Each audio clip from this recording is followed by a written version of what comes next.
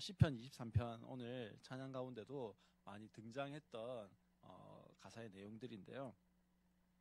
시편 23편은 이 시편 23편의 저자가 다윗입니다. 누구라고요? 다윗. 예, 다윗인데 이 시편 23편의 저자인 다윗이 이 시를 언제 지었을까요? 언제 이 시편 23편을 지었을까요? 예, 소리가 작습니다. 예, 감사합니다. 시편 23편을 언제 지었을까요? 서영아, 다윗이 시편 23편을 언제 지었을까? 예? 그러게요. 예, 보영자매님, 시편 23편의 내용을 보면 다윗이 언제 이 시편 23편을 지었을까요? 예,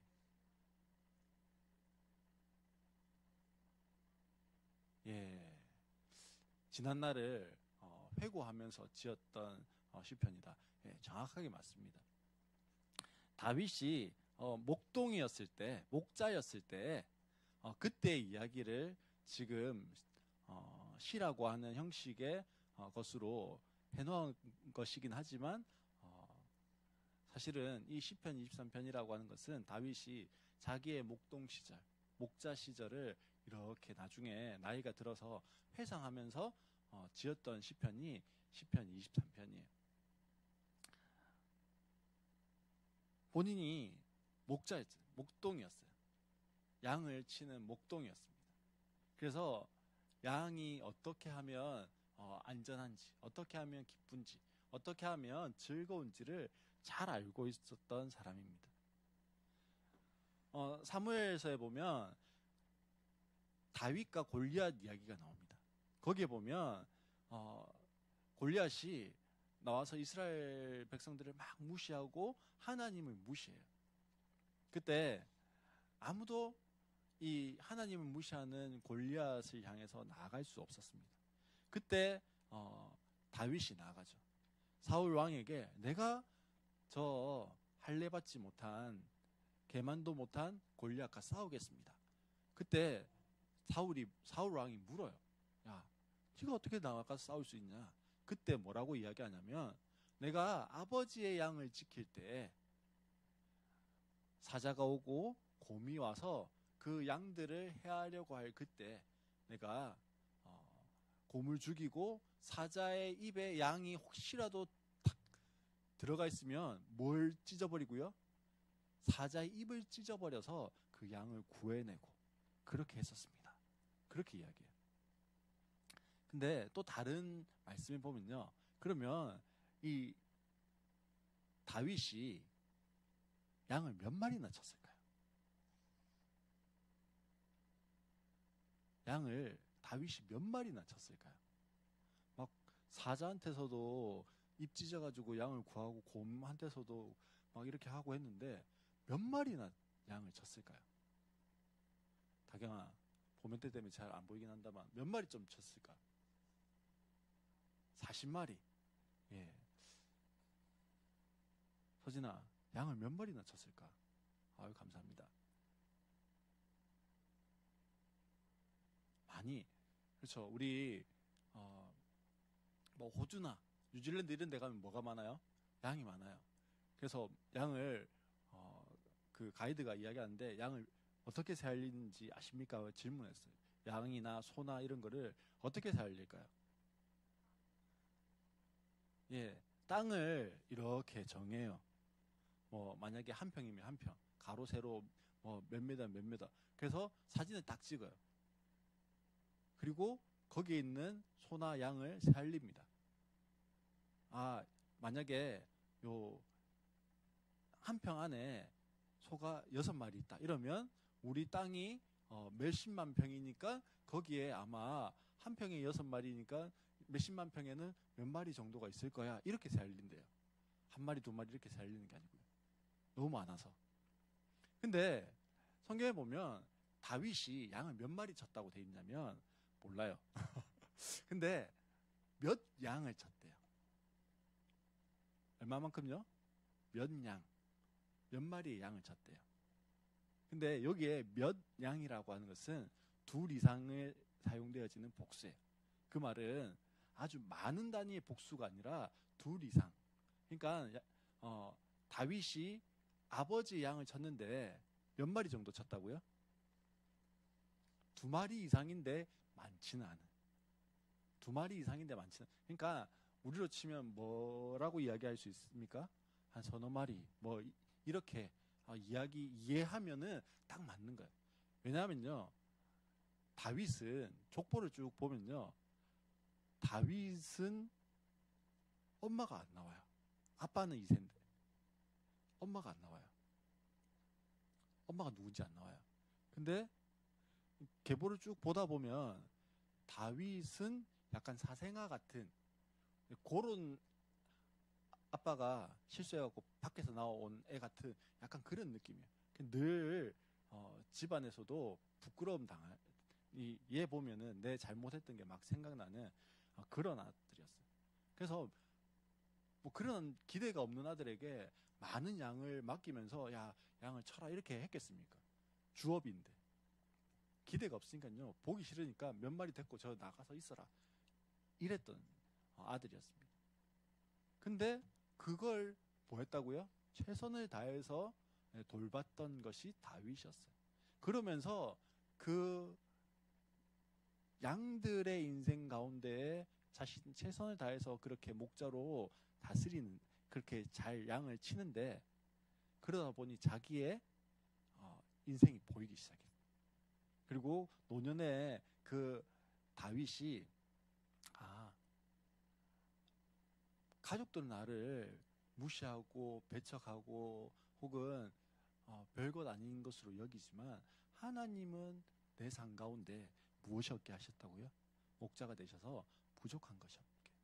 나는 그 어린 나이에 양 몇 마리 데리고 그 들에서 산에서 그 양들 틈에 자면서 있을 그때 사자가 오고 곰이 오는 그것이 마치 죽음의 그늘 골짜기를 갖는 것 같은 그러한 시간이었는데, 하나님은 그 시간이 하나님의 목자 되심이 함께하는 시간이었기 때문에 무엇이었다고요?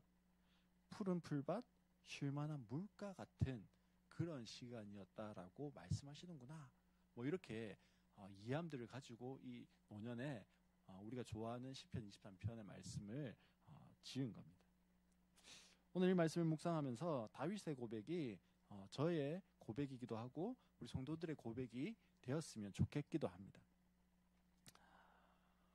오늘은요, 제가 수술을 하고 수술 전부터 수술하고 회복되어지는 그 시간 동안에 3가지의 감사한 것들을 정리를 해보았습니다.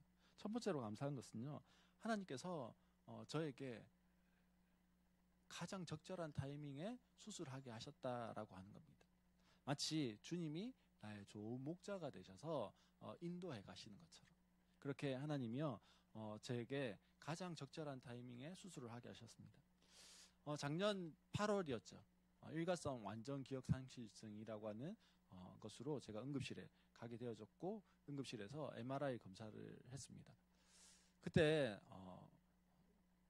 나왔던 이제 병명 중에 하나가 뇌 협착이 있다, 뇌에 좀 막혀 있는 곳이 있다, 그런 병명을 가지게 되어졌어요. 진단을 받게 되어졌어요. 그것도 감사한 것이었죠. 왜냐하면 MRI를 뭐 쉽게 할 수 있는 게 아니고 별 증상이 없는데 MRI를 할 일도 없고, 그런데 하나님께서 뭐 그런 일들을 통해서 또 그렇게 알게 하셨어요. 그래서 그 이후로는 이제 뭐 아스피린이라고 하죠. 아스피린 제제랑 뭐 이렇게 혈액 응고 되지 마라고 하는 약들을 몇 가지 먹는 것, 그리고 정기적으로 1달, 2달, 뭐 3달에 한 번씩 병원에 가서 피 검사하고 또 이제 의사에게 약 받아오고 이렇게 하면서 몇 달을 보냈습니다. 12월쯤 돼서 이제 병원에 가면은 혈압 재세요 이렇게 하면서 항상 가장 먼저 하는 게 혈압 재는 거예요. 혈압을 이제 기계에서 쟀어요. 그리고 이제 의사에게 진료를 받았는데 의사가 그날따라 또 혈압이 엄청 높았어요. 한 160, 뭐 높은 혈압이 160이 넘어 나왔어요. 의사가 혈압이 너무 높다고. 그래서 심장내과로 좀 가서 진료를 받아보라고. 그래서 제가 처음에는 원래 좀 그 판막이 새어서 혈압이 좀 높게 나와요 했는데 의사가 2번 이야기하더라고. 그래도 한번 가서 진료를 받아보는 게 좋겠다고. 알았다고. 좀 귀찮긴 했는데 알았다고 하고는 심장내과에 가서 진료를 받았어요. 근데 뭐 처음 왔으니까 아무 데이터가 없다고 일단은 기본 검사부터 하지. 기본 검사를 했습니다. 근데 기본 검사를 이제 스케줄을 잡는데 3달이 걸리는 거예요. 3달이. 3달이 혈압을 뭐 24시간 재는 게 몇 주 뒤에 있고 뭐 그 다음에 또 뭐 검사하는 게 CT를 찍는 게 몇 주 뒤에 있고 또 그리고 나서 심장 초음파하는 게 몇 주 뒤에 있고 뭐 이렇게 해가지고는요 3월 달이 되어서 이제 다 검사가 끝났습니다. 심장내과 진료를 받았더니 이제 의사가 결과를 보고는 하는 말이 승모 판막이 끊어졌다고 당장 수술을 해야 된다. 제가 목요일인가 그랬는데 당장 입원하면요 좀 당장 주의도 걸리기도 하고 뭐 여러 가지로 걸렸어요. 그래서 꼭 당장 수술해야 되냐 한 2주 있다가 하면 안 되냐 뭐 이렇게 했더니 뭐 의사가 쭈삣쭈삣 하더니 이제 그렇게 하라고 했어요. 일주일 줬나? 뭐 하여튼 그랬어요. 그래서 이제 수술 날짜를 바꿔 온 거예요. 그리고 그 주 목요일쯤에 이제 동기 목사님들이랑 식사하는 시간이 있었어요. 식사를 하는데 이제 동기 목사님들이 막 걱정하면서 그래도 고신대만 가보지 말고 다른 데도 가봐라. 수술이 큰 수술인데 가봐라 이렇게 이야기하는 거예요. 사실 그때까지만 해도요 아내나 저나 시술 정도로 생각했습니다. 그냥 잠깐 뭐 옆에 열어가지고 뭐 이렇게 하는 시술 정도 그 정도로 생각하고 있었거든요. 그래서 뭐 그 말도 맞는 것 같다 싶어서 이제 동기 목사님들하고 같이 교제하고 있으니까 아내에게 전화를 했어요. 동기 목사님들이 이렇게 이야기하는데 한번 병원 좀 알아봐 이렇게 이야기를 건넸어요. 집사람이 이제 막 검색을 하셨는가 봐요. 예, 검색의 달인이십니다. 예, 그래서 검색을 막 하시다가 하나님 떠오르게 하신 생각이 하나 있는데 며칠 전에 왔던 그 미랄 심장재단 문자가 갑자기 생각나더래요. 저한테 안 오고 항상 아내한테 후원자가 아내셔서 예, 아내한테로 문자가 갔는가 봐요. 이제 누가 수술한다, 뭐 기도해달라고 이렇게 중보기도 요청이 이제 미랄 심장에서 매번 수술할 때가 되면 오는데 며칠 전에도 이제 그런 문자를 받았던 게 기억나서 아내가 심장재단에 전화를 했습니다. 전화를 했더니 도와줄 수 있다, 뭐 그러면서 병원 저희는 이제 아내가 전화할 때는 병원을 추천받고 싶어서 이제 전화를 했는데 병원 추천뿐 아니라 도와줄 수도 있다 이렇게 하셔서 그 다음날 서류를 해서 보내라고 하더라고요. 보냈어요. 그리고 이제 그 다음날이 금요일 주말이니까 월요일쯤에 화요일날 전화가 왔어요. 이제 이사회를 했는데 이사회에서 목사님 그 심장 수술하는 것을 재단에서 도와주기로 결정이 났다라고 이제 심장재단 그 대표 목사님께서 전화가 오셨어요. 그래서 제가 물었어요. 목사님 그러면 우리가 병원을 어디 가야 되는지 모르겠으니까 병원을 좀 가르쳐 달라고 했더니 몇 군데를 쭉 추천해 주시면서 마지막으로 하신 말씀이 근데 자기는 이제 서울 아산병원에 가서 목사님 수술하시면 좋겠습니다라고 그렇게 이야기를 하셨습니다. 그렇게 해서 3월 달에 이제 수술을 해야 된다는 이야기를 듣고요. 6월 중순이 되어서 수술을 하게 되어졌습니다. 하나님께서요, 병원도 가장 적절한 병원에서 수술을 받을 수 있도록 그렇게 수술의 타이밍을 잡아두신 것 같습니다. 바로 그 다음날 그 아산병원 가서 서울 아산병원 가서 진료를 받고 수술 스케줄을 잡을 수 있었어요. 그 전에 이제 아내 같은 경우에 서울에 가서 이제 또 세브란스에서 수술을 하려고 할 때도 뭐 바로 안 되더라고요. 진료 받는 데만 뭐 몇 주가 걸리고 뭐 이렇게 했었어요. 근데 그 다음날에 대해서 바로 진료가 되어서 깜짝 놀라면서 이제 했던 기억이 납니다. 두 번째로는요, 하나님이요 고백하게 하시더라고요. 하나님이 고백하게 하시는 것이 감사했습니다. 3월에 수술해야 한다라는 말을 들을 때 좀 담담했어요. 왜냐하면요, 하나님께서 낫게 하시겠지 이런 마음이 제 안에 있었거든요.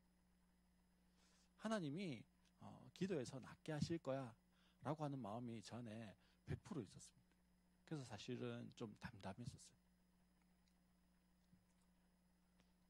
사실 나아야 될 이유가 그때도요 제가 막 꼽아봤어요. 아내하고도 이야기하고 하면서도 그래 그래서 나아야 돼 뭐 이렇게 이야기하기도 했었어요. 먼저는요 제가 치유 기도를 하잖아요. 치유 사역을 해요. 근데 제가 제 것도 못 고치는데 무슨 치유 사역을 한다고 할 수 있겠어요? 하나님 그래서 나아야 돼요. 내가 치유 사역을 하는데 그런 증거들 정도는 있어야 치유 사역을 계속하죠. 안 그러면 나 치유 사역 못 해요. 이런 마음이 있었습니다. 그렇게 기도하기도 했고요. 또 기도해서 나아야 이 시대에 이 사역이 진짜 있다. 그렇게 이야기할 수 있잖아요. 사실 처음에는요 기도 요청을 안 했었어요. 그러다가 3월 중순 정도에 후원교회와 후원자들에게 기도 요청을 했습니다. 그런데 기도해서 나았다고 하는 그 간증을 하고 싶은 거예요. 하나님 진짜 살아계셔서 내가 기도했는데 당신들 기도해 주셨는데 이렇게 하나님 수술 안 받고 낫게 기적적으로 일하셨습니다. 그렇게 이야기하고 싶은 거예요. 또 매주마다요 은사 목사님에게 가서 기도를 받았어요. 그리고 또 권사님, 집사님들이 기도하는 것을 도와주셨어요. 그분들에게도요 목사님 기도해 주셔서 권사님 기도해 주시고 집사님들이 그렇게 중보해 주셔서 이렇게 나왔습니다 하면 얼마나 그분들이 기쁘겠습니까? 그 사역을 하는 것에 또 하나의 간증이 되겠습니까? 또 교회적으로 생각해 봐도요 수술 받으면 안 돼요. 그때가 이제 막 3월이 되어져서 이제 학교 등교 전도를 막 시작하려고 하던 때고요. 반수토랑이라고 곳인데 자취생들을 위한 이제 사역을 막 이제 하려고 간사님과 이야기가 다 끝나고 이제 시작하려고 하는 타이밍이었습니다. 그리고 곳인데 전도 준비를 하고 있던 중이었어요. 또 이제 교회적으로도 이제 양육 프로그램도 하고 이렇게 좀 해야 되겠다 이런 생각들을 가진 때였습니다. 그러니 교회적으로 봐도요 지금 타이밍에 제가 목사가 수술 받아서 안 될 것 같았어요. 또 저 개인적으로도요 수술 받는 게 싫었습니다. 어릴 때 수술을 많이 받았거든요. 그래서 가슴과 배에 이 수술 자국들이 흉터들이 많이 있습니다. 어릴 때는요 이 수술 자국이라고 하는 게 열등감이어서 제대로 사람들 앞에 나서지 못했었고요. 또 뭐 특별히 수영장 이런 데는 정말 못 갔었어요. 근데 이제 좀 크고 나서는 제가 전도사 사역을 이제 처음 나갔는데 여름 성경학교를 이제 막 했었어요. 이제 성경학교 하고 막 이제 옷 다 젖고 하니까 아이들 씻겨야 되잖아요. 씻기고 막 하는데 막 수술 자국이 이렇게 막 이렇게 나 있거든요.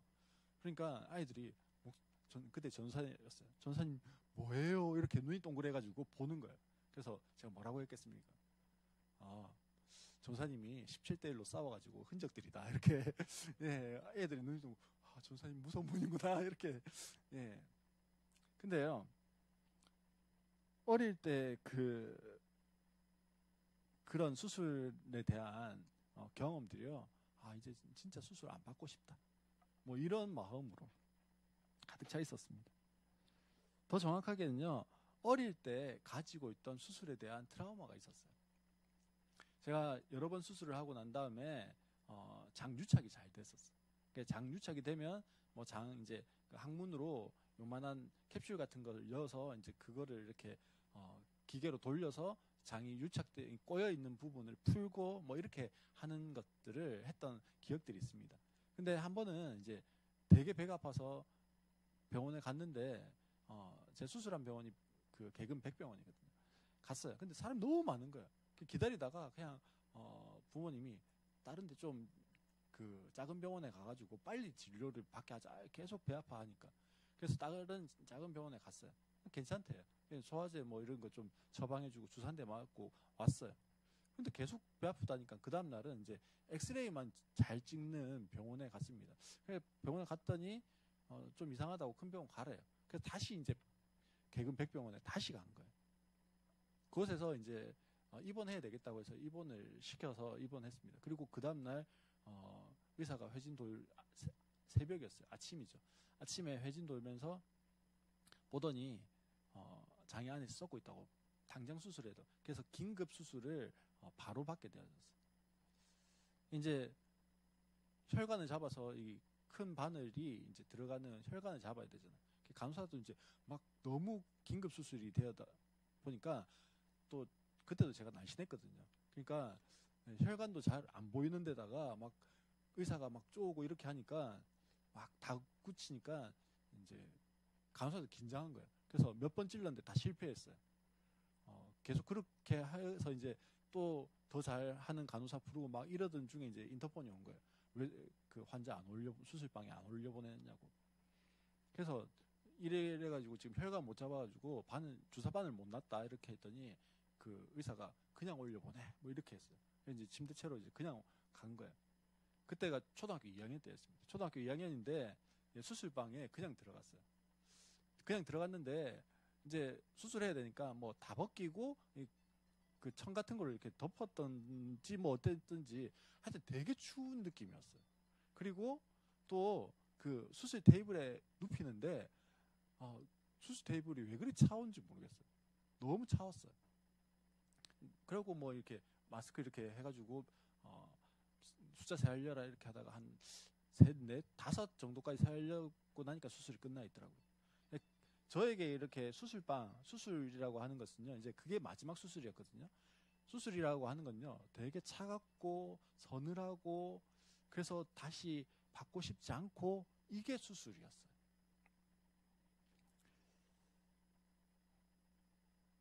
한번 보세요. 저에겐 트라우마가 있어요. 그리고 저는 이런 치유 사역을 하잖아요. 또 치유 기도도 많이 받았어요. 근데 가장 간단한, 제가 생각해 보니까요, 가장 간단한 수술 방법은 뭘까요? 하나님 고쳐주시면요, 가장 간단한 수술 방법이에요. 개복도 안 해도 되고요. 하나님 치유해 주시면 되는 거예요. 가장 안전한 수술 방법이잖아요. 그래서 하나님 낫게 해주세요. 계속 기도했어요. 거기에다가요, 저희 기도해 주셨던 은사 목사님이요, 얼마 전에 기도를 해줬는데, 치유 기도를 해줬는데, 저보다 조금 더 상태가 안 좋은 심장병 환자, 그분은 이제 심해가지고요, 이렇게 바로 누워서 자지도 못한대. 등짝이 아파서. 근데 기도를 한 번인가 두 번 받거든요. 이분이 나으셨어요. 수술 날짜를 저보다 먼저 받아 놓으신 분이. 근데 한 번인가 두 번 기도를 받고 나으셨대요. 그래서 병원 갔더니 수술 안 해도 된다고. 근데 저는요, 그 은사 목사님한테 기도를 여러 번 받았거든요. 1시간 넘게 계속 기도해 주시는 걸 몇 달을 받았거든요. 근데 안 낫는 거예요. 점점 시간이 흘러서 5월 말이 되었습니다. 가정교회 컨퍼런스를 참석하게 되었는데요. 마지막 폐회식 시간이었어요. 찬양하는데 찬양이 지금은 무슨 찬양이었는지 기억이 잘 안 나긴 합니다. 찬양을 막 하고 기도하는데 하나님께서 저에게 말을 걸어 오시는 거예요.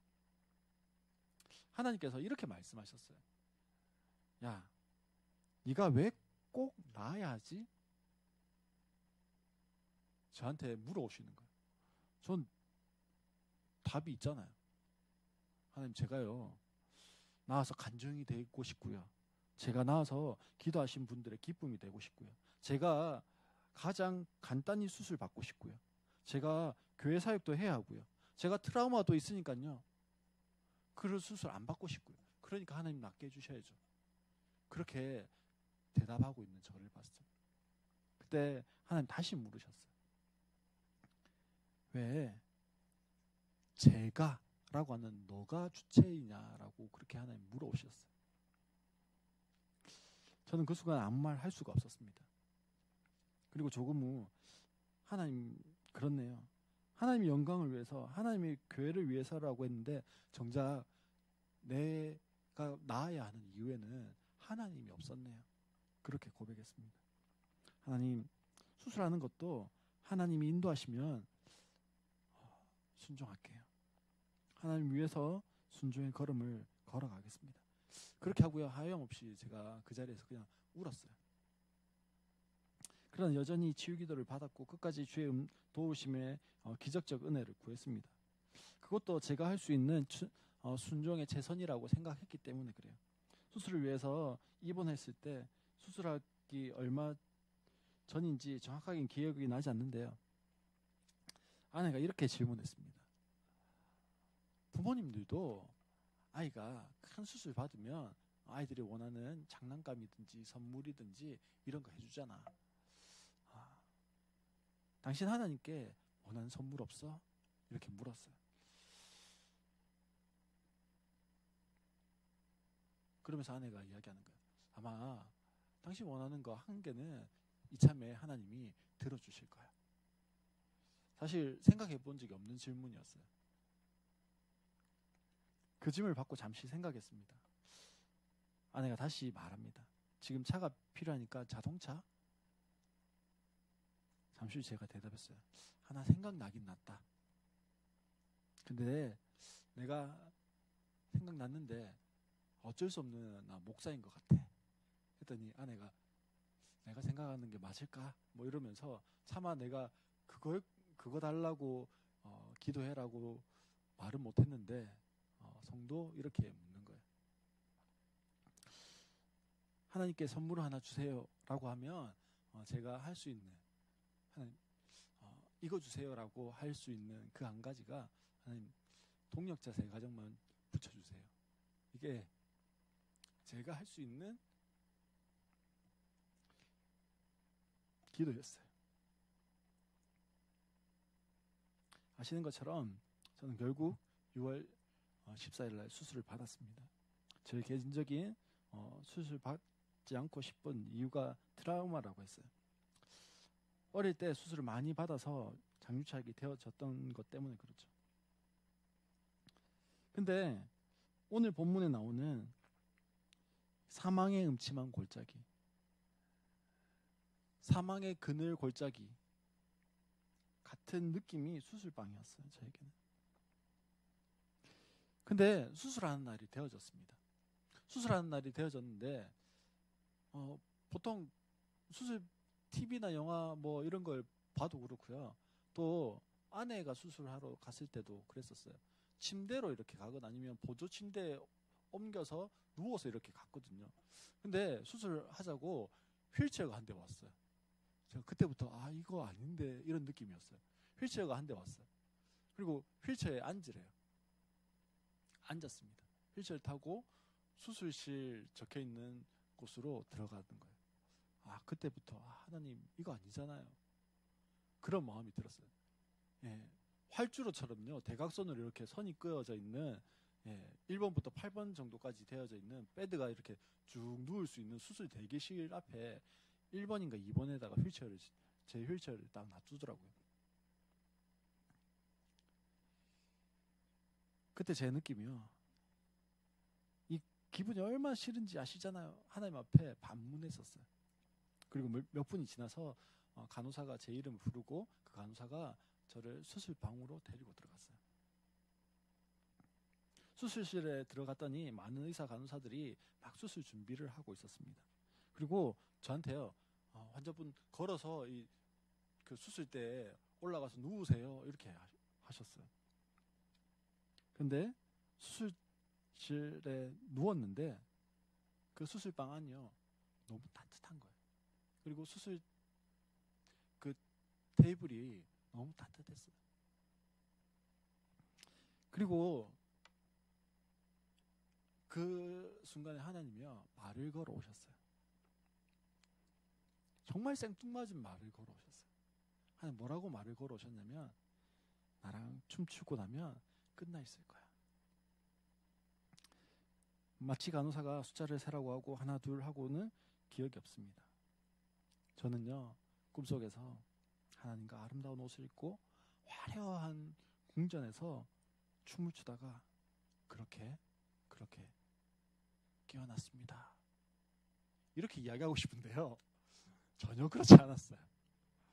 하나님 말은 분명히 저에게 나와 함께 춤추고 나면 끝나 있을 거야 라고 말씀하셨는데, 꿈속에서 전혀 뭐 춤추거나 뭐 이런 거 전혀 없었어요. 그냥 춤추고 나면 끝날 거야 하나 둘 기억이 없고, 원전 환자 일어나세요 이렇게 했는데, 그 소리에 깼는데 중환자실인 거예요. 이제 의식을 차렸는지 확인하기 위해서 한 몇 시간을 더 재우고 난 다음에 깨운 거라고 하더라고요.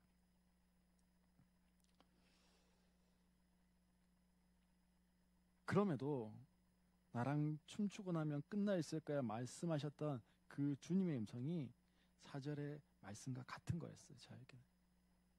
내가 비록 죽음의 그늘 골짜기로 다닐지라도 주님께서 나와 함께 계시고 주님의 막대기와 지팡이로 나를 보살펴 주시니 내게는 두려움이 없습니다. 제가 두렵지 않고 겁나지 않고 떨리지 않았던 이유는요, 그 수술방이 저에게는 죽은 그늘 골짜기처럼 그렇게 두려운 곳이었지만, 그 시간에 주님이 내가 너와 함께 있을게, 함께 춤추자라고 말씀하시는 그것이 저에게는요 위로였어요. 마지막 세 번째는 많은 기도의 동력자들을 다시 한번 알게 해주셔서 감사했어요. 기도의 힘이 얼마나 큰지, 기도의 힘이 얼마나 강력한지, 기도의 동력자들이 있다는 것이 얼마나 감사한 것인지 다시 한 번 더 알게 되어졌습니다. 제가 수술하기 전날 제가 어머니라고 부르는 권사님이 전화 오셨어요. 저희 어머니 친구 권사님이신데, 목사야, 수술 내 잘 받아라. 내가 오늘 기도원에 가서 처리하면서 기도할게. 또 제자 가정은, 목사님, 하나님이 목사님 수술 위해서 금식하라고 하는 마음을 주셨어요. 금식을 한다는 거예요. 나중에 이제 제가 회복하고 지난주에 와서 이제 이야기하는 거예요. 신랑이 금식하는 걸 너무 싫어요. 배고픈 걸 너무 싫어요. 그래서 하나님 너무 배고파요. 금식을 하라 해서 했는데, 하나님 너무 배고파요.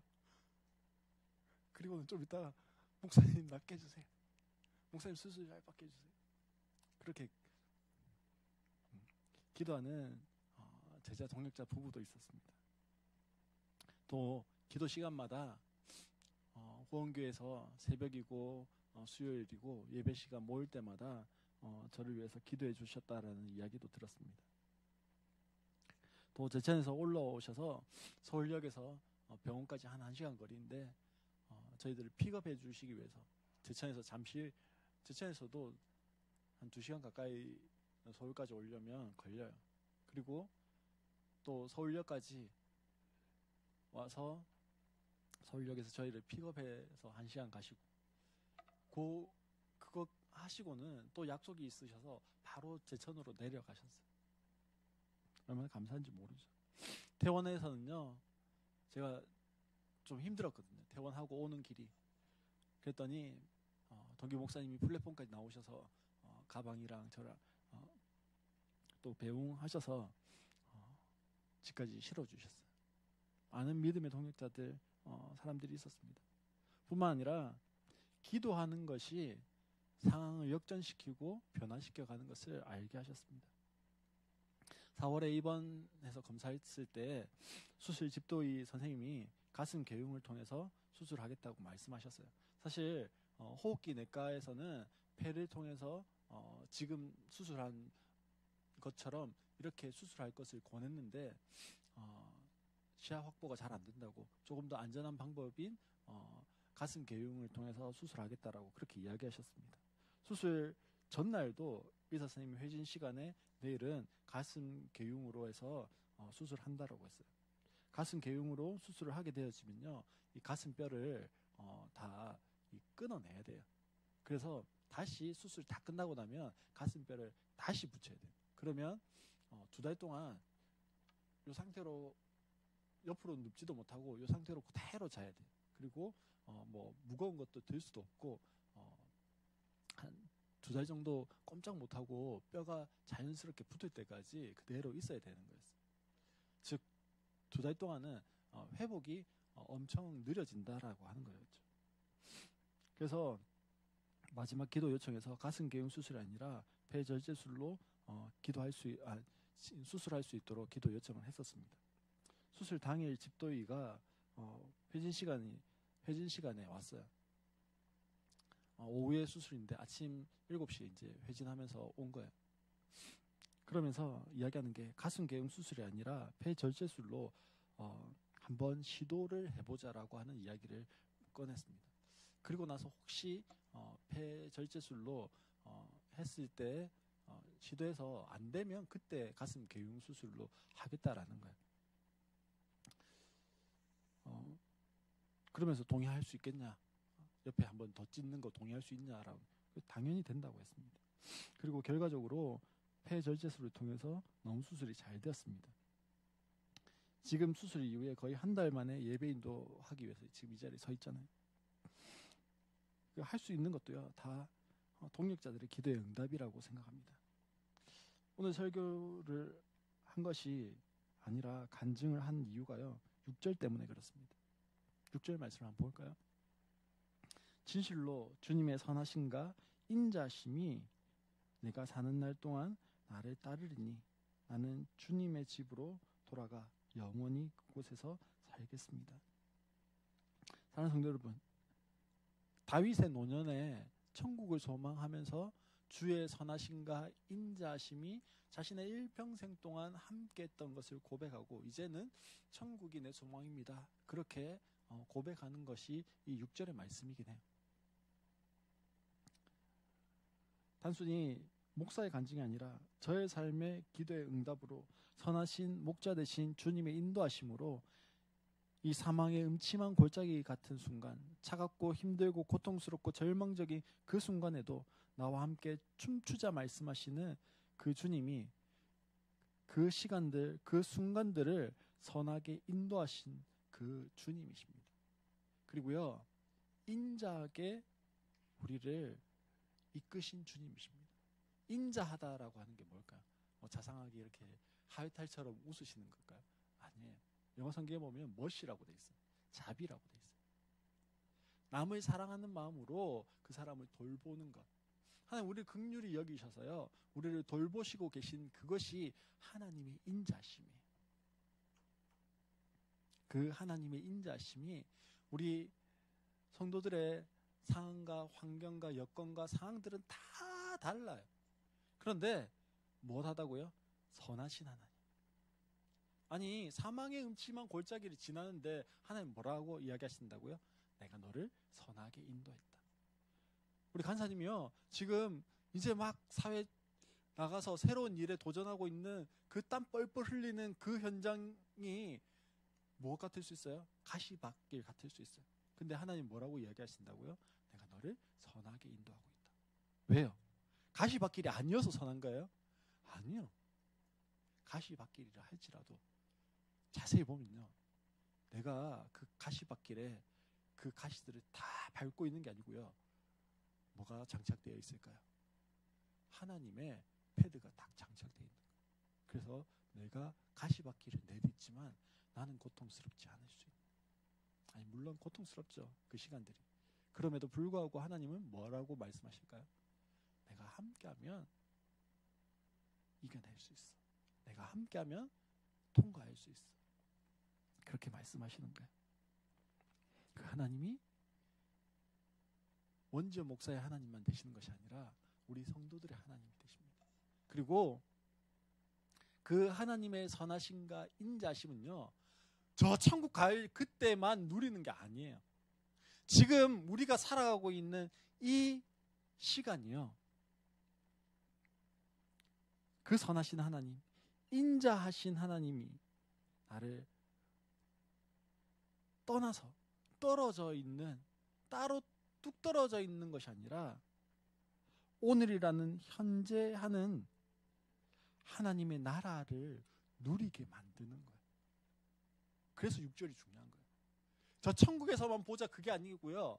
오늘이 뭐라고요? 현재 하는 하나님의 나라, 현재 하는 하나님의 선하심과 인자하심을 맛보는 순간, 그것이 되기를 소망합니다. 그 하나님이 어떤 하나님이십니까? 선하신 목자 되시는 하나님, 선하신 아버지 되시는 하나님. 그것이 그냥 우리의 입술로만 고백되어지는 하나님이 아니라 내 삶 가운데 실제로 그렇게 일하시는 하나님이 될 수 있기를 주님의 이름으로 축원합니다.